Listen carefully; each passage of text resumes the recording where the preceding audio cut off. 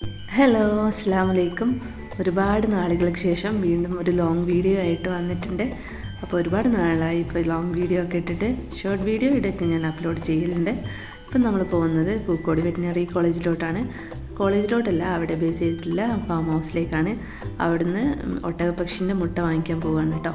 അപ്പോൾ അവിടെ ബുക്ക് ചെയ്തിരുന്നു, അപ്പോൾ അത് വാങ്ങിക്കാൻ പോവുകയാണ്. അപ്പോൾ നമുക്ക് ആവശ്യമുള്ള മുട്ടയൊക്കെ ആ ഫാം ഹൗസിൽ നിന്ന് കിട്ടുന്നതാണ്. നാടൻ കോഴിമുട്ടയും അതുപോലെ കാടമുട്ട, എമുവിൻ്റെ മുട്ടയൊക്കെ കിട്ടും. നമ്മൾ അവിടുന്ന് വാങ്ങിക്കലുണ്ട്. എമുവിൻ്റെ മുട്ടയും നാടൻ മുട്ടയൊക്കെ ഇതിന് മുമ്പ് വാങ്ങിച്ചിരുന്നു.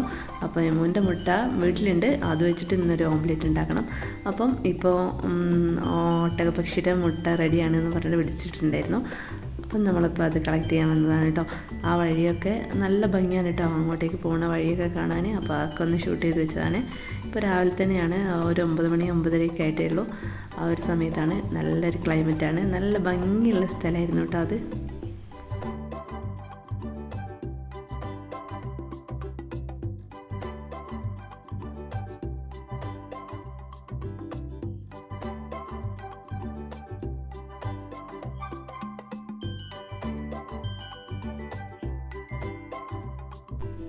ഇവിടെയാണ്, ഇത് ഒട്ടകപ്പക്ഷിയാണ്. അതിൻ്റെ തൊട്ടടുത്ത് തന്നെ വേറൊരു ഭാഗത്തായിട്ട് എമുണ്ട്.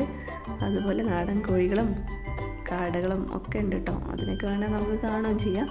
അപ്പോൾ അതിൻ്റെ ഓഫീസിൽ പോയിട്ട് അവിടെ ബില്ല് പേ ചെയ്തതിന് ശേഷം നമ്മൾ ആ ഫാം ഹൗസിൻ്റെ ഉള്ളിലോട്ട് പോയിട്ട് മുട്ട വാങ്ങിക്കണം. അപ്പം ബില്ല് പേ ചെയ്യാനായിട്ട് ഷാജർക്ക് പോവുകയാണ്.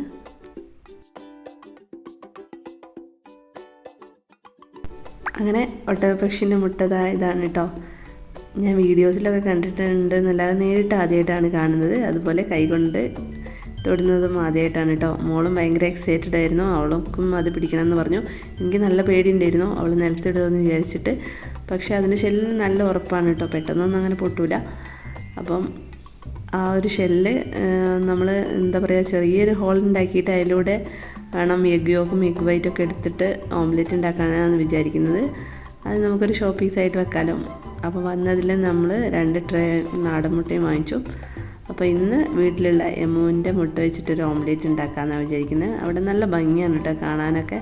നല്ല ക്ലീനായിരുന്നു, നല്ലൊരു ഏരിയ ആയിരുന്നു കേട്ടോ. എനിക്ക് ഒത്തിരി ഇഷ്ടപ്പെട്ടു. ഞാൻ ആദ്യമായിട്ടാണ് ഈ ഒരു സ്ഥലത്തേക്ക് വരുന്നതും. കാരണം നമ്മൾ വീട്ടിലെത്തി ഇപ്പം എമുവിൻ്റെ മുട്ട റെഡിയാക്കാൻ കേട്ടോ. അപ്പോൾ അത് എന്താ പറയുക, നടുവും ഇങ്ങനെ നമ്മൾ സാധാ മുട്ടയൊക്കെ പൊട്ടിക്കുന്ന ആ ഒരു രീതിയിലല്ല, അല്ലാതെ ചെറിയൊരു ഹോളിട്ട് അതിൻ്റെ ഉള്ളിലെ എഗ് വൈറ്റും എഗ് യോക്കൊക്കെ വേർതിരിച്ചെടുക്കുകയാണ്. അത് ഷാജർക്കാനാണ് ആ ദൗത്യം ഏൽപ്പിച്ചിട്ടുള്ളത് കേട്ടോ. മോളും അടുത്ത് തന്നെ ഉണ്ട്. അപ്പോൾ ഇന്ന് ഇത് വെച്ചിട്ട് നമുക്കൊരു ഓംലെറ്റ് ഉണ്ടാക്കാം.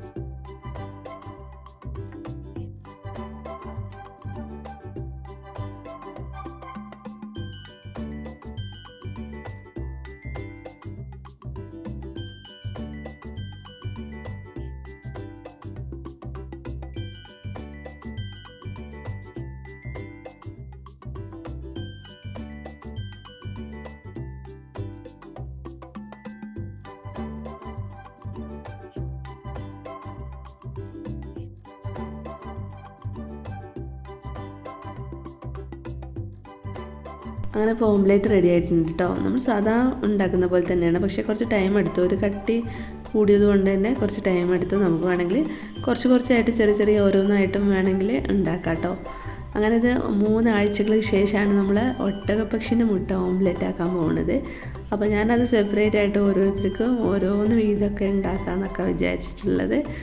അങ്ങനെ ഇപ്പോൾ അതിലും ചെറിയൊരു ഹോൾ ഇട്ടിട്ട് വേണം അതിൻ്റെ എഗ് യോക്കും എഗ് വൈറ്റൊക്കെ പുറത്തെടുക്കാൻ എന്ന് വിചാരിച്ചു. പക്ഷേ യാദൃശ്ചികമായി അത് ചീത്തയായി പോയിട്ടുണ്ടായിരുന്നു കേട്ടോ. ഭയങ്കര കഷ്ടപ്പെട്ടൊക്കെ നമ്മൾ അതിൻ്റെ ഉള്ളിൽ നിന്ന് എടുത്തിട്ടുണ്ടെങ്കിലും അത് ചീത്തയായിപ്പോയി. 3 ആഴ്ചയോളം പുറത്ത് വെച്ചില്ലേ. അത് ഞാൻ ഒത്തിരി പ്രതീക്ഷയോടുകൂടി വീഡിയോ ഷൂട്ട് ചെയ്യണം എന്നൊക്കെ വിചാരിച്ചിരുന്നു. പക്ഷേ അതൊന്നും നടന്നില്ല. സാരമില്ല. അങ്ങനെ ഇന്നത്തെ ഈ വീഡിയോ ഇത്രയൊക്കെ ഉള്ളൂ. അപ്പോൾ വീഡിയോ ഇഷ്ടമായാൽ ലൈക്ക് തരിക, ഇഷ്ടപ്പെട്ടാൽ ഷെയർ ചെയ്യുക.